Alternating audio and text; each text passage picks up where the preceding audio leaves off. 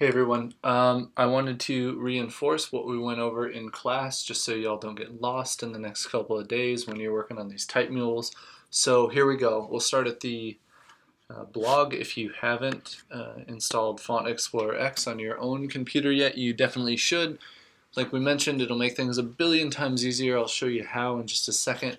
You also need to check against your font assignment list to find out which typefaces you need to be creating mules for, and then there's your folder to download the source files from. So we've got all that squared away.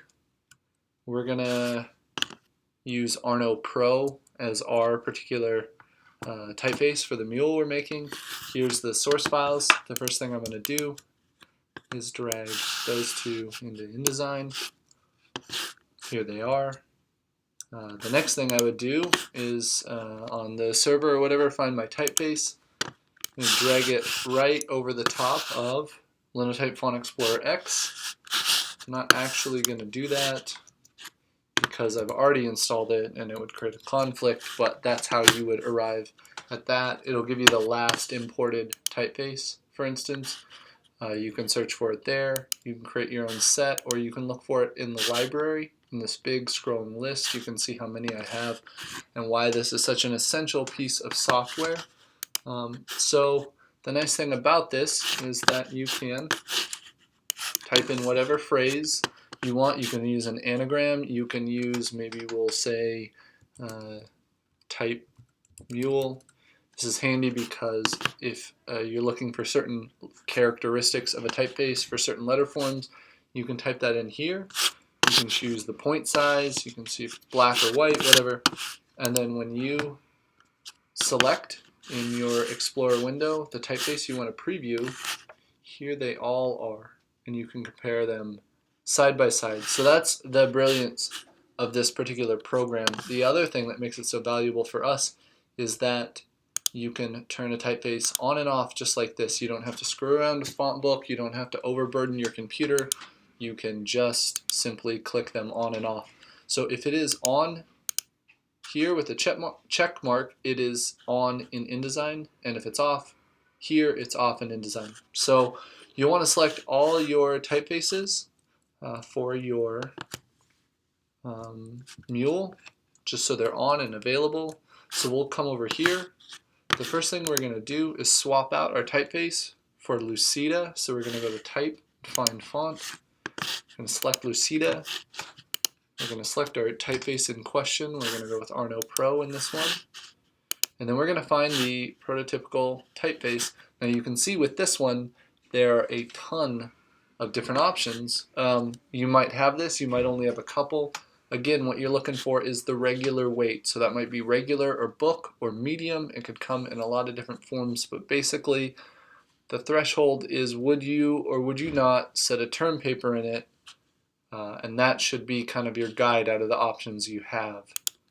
So we're going to click Change All, and that's going to switch everything in the background to that typeface. So the next thing we need to do is change font family and font family name. But of course we can't. That's because they're locked master page elements. So we're going to Shift Command Drag.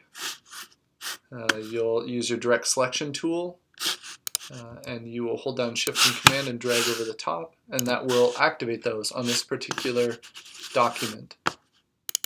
So we're going to change this to Arno Pro, and then we're going to come over here and change this one as well.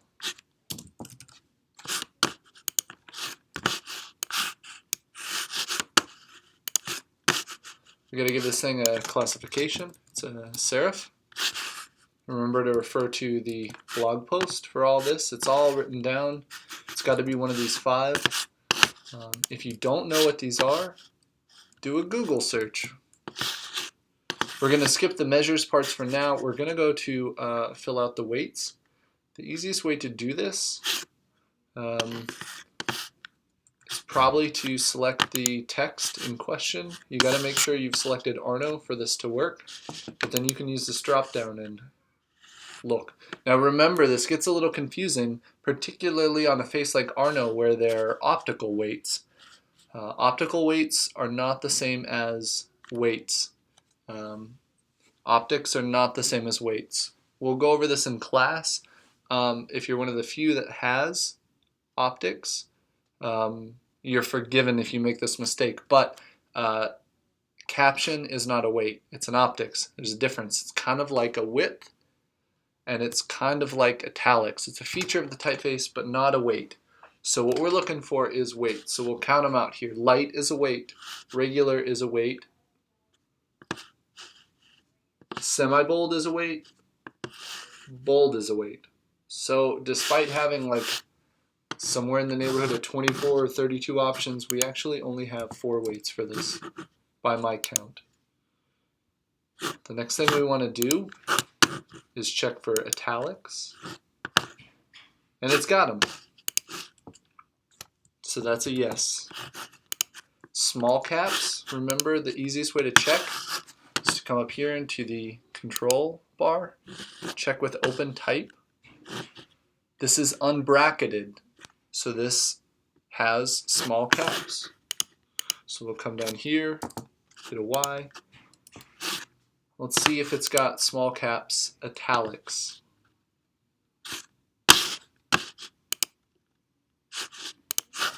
One way to check this would be to change this into italics momentarily. And then come up here, go back to open type. It has them. You can see that this is different, of course. Oops. Than an N that might be in regular small caps. See how this one is at an angle? So we got them. We're set. I'm going to reset that. So we've got that. This is shaping up to be a very,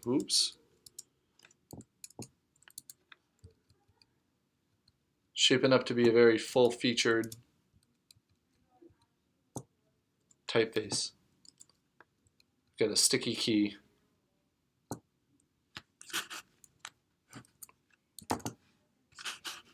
Now we're looking for condensed. Again, this is a width, not a weight. Quick cursory search. We don't have them.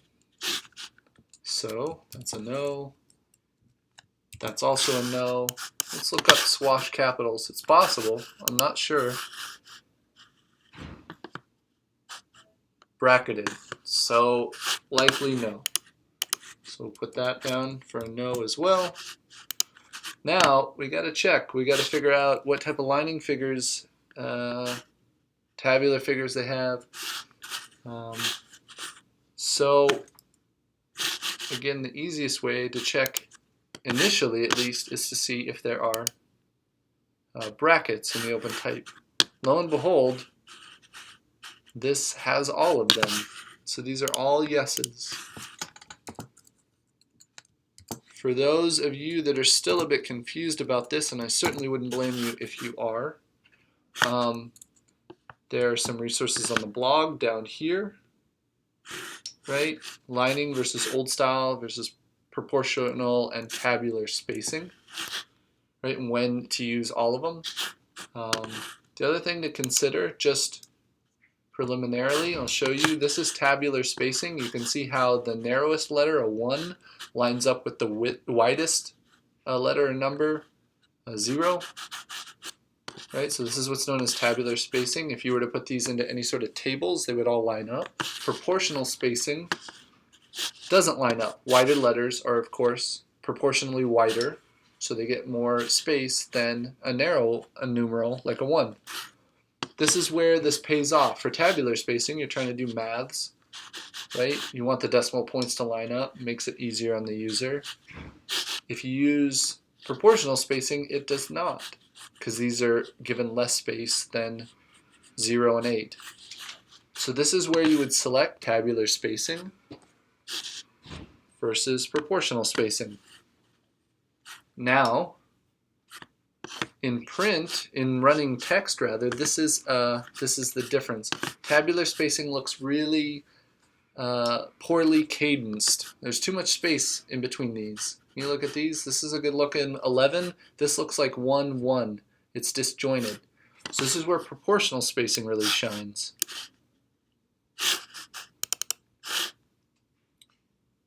And then these are with old style characters. You can see the descenders, the ascenders, the various heights. 1 is shorter than a 4, etc., etc. These are lining figures. They all line up at the top with the cap height. A 1 is as tall as a 4, etc., etc. Lining figures typically do worse in text, but they can look more even when you're doing tabular figures. Sometimes they're better to choose. In any case, if you're setting them in text, likely they need to be proportionally spaced. They tend to look particularly disjointed when it's tabular lined figures in text. They ruin the type color pretty quickly. So that's a quick refresher on that, but definitely check the blog for more in-depth information on that. So one thing we need to still do on here is change the slackers to interesting glyphs that represent the facets of the typeface. Remember, the whole aim is to kind of tell somebody quickly and concisely what facets this typeface has at its disposal. So we're going to select the text. You can either click your type tool, or you can double click in there and then highlight it. If you go to Glyphs, this will show your entire Glyphs palette. You can pull up a sweet small capital ligature. This is where 2 letters in combination form a single single glyph. This lets me know that it's got extensive ligatures and it's got small caps. You could select this one, and actually we might be wrong. This looks like a swash Q. So I'm going to go over here and change this to a yes. Like I said earlier, 2% of the time, InDesign is going to lie to you when it comes to the brackets and things. Sometimes they're buried. So you got to do your due diligence and check. You can go through here, some nice thing to do. Superscripts and subscripts. This can be particularly handy for footnotes and endnotes. So this is a nice thing to let somebody know. You can do a couple. So we got 1, 1. Maybe go to the next one and we pick some. Look under punctuation. These might be nice for endnotes, right? These sort of things. Anyway, you get the gist. We'll go through here. Pick the most useful range of characters that you can possibly find. The final thing we need to do, if you'll remember right, is we need to change equerry to our name. And our old shift command drag trick will not work because, like we discussed in class, that is a locked master page element as opposed to just an unlocked master page element, which everything else was. So to remedy that, you have to come up here into the master, and then you have to click layers, and you have to find this. So I happen to know that it lives up here. You can click unlock. You can see these lower ones are unable to be toggled because this layer lock is on. So you don't need to undo the layer lock, which gives you the ability to individually select these. Deselect equerry, come back to pages, and you'll notice we're still on master page. And like I said in class, this is where like a lot of print problems are going to surface, is when you're working on the master page. You need to be working in the document page. So once you're back there, you can see we still can't select it. It's master page element, remember, so you have to click shift command and drag. Now it's live. Type your name, first name, last name. That's set. As a final thing, we need to come up here and deal with the measures. So the measure makes use of the mule measure file. We're going to use our old friend type find font. I'm going to select Lucida. I'm going to change it to Arno. And again, it's that prototypical one. We're going to click Change All. Click Done. We're set. We're going to zoom in here and make it a little easier on ourselves. Direct Selection tool. And we're going to find out the X height. And you can see that the serifs, there's a little bit of overhang. You want to shoot for kind of middle of the road average. I think 396 is a good one. So we'll come back here for our X height. 396. For our K height, we're at, we'll say 615. 615. We want to divide X by K. 396 divided by 615, I believe. So we're sitting at a 64%. You round up and down on the thousandth to give us a whole number.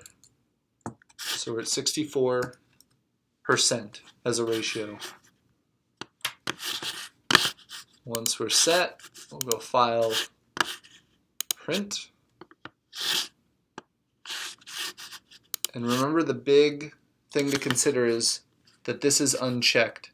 If it's at 96%, that shifts the scale of everything. So 12 point is no longer 12 point, it's like 10.4 or something in that range. And that means we're comparing apples to oranges. Things won't make an honest comparison with other people's Typemules, and that's kind of the name of the game. So once you click Print, you're set. You'll definitely want to save it because, like I said in class, most of these are going to be wrong in some capacity, which is cool. But instead of having to redo everything we just did, you can just make the minor change that's wrong. So make sure you save it. Save a copy as, I don't know, we'll give it Arno Pro Mule, right?